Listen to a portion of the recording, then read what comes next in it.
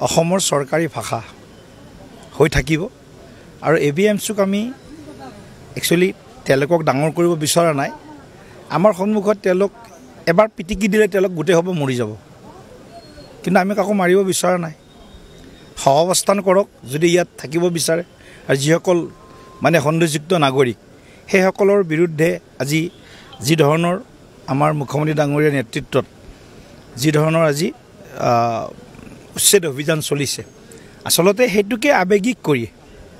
তেওঁলোকে এই ধৰণৰ মন্তব্য কৰিছিল আৰু এই আবেগত একেবাৰে হাৰ পানী যোগাই আছিল কিছু ৰাজনৈতিক দলৰ নেতাই অখিল গগৈ ডাঙৰীয়া ক'ব পাৰে কংগ্ৰেছৰ বহু নেতা ৰকিবুল হুছেইনৰ দৰে নেতাই গতিকে এওঁলোকৰ ওঠৰ ভাষা আৰু আমচুৰ ABMCৰ ওঠৰ ভাষা একেই এওঁলোকৰ ভাষা বেলেগ নহয় গতিকে সেইকাৰণে অসমীয়া জাতীয় জীৱনটোৱে এওঁলোকৰ কাণ্ডক জ্ঞানহীন আৰু আমালৈ জনোৱা প্ৰত্যাহ্বানক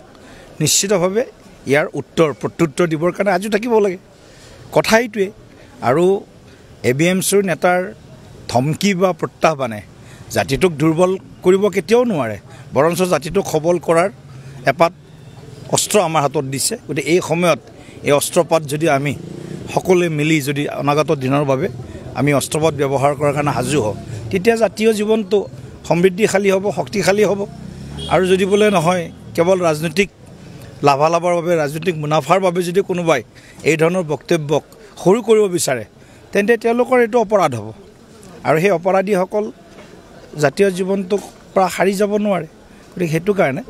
নিশ্চিতভাৱে মুখ্যমন্ত্ৰী ডাঙৰীয়াই কালি কৈছে জংগী আন্দোলন কৰিলে জংগী ব্যৱস্থা লোৱা হ'ব টিট ফৰ টেট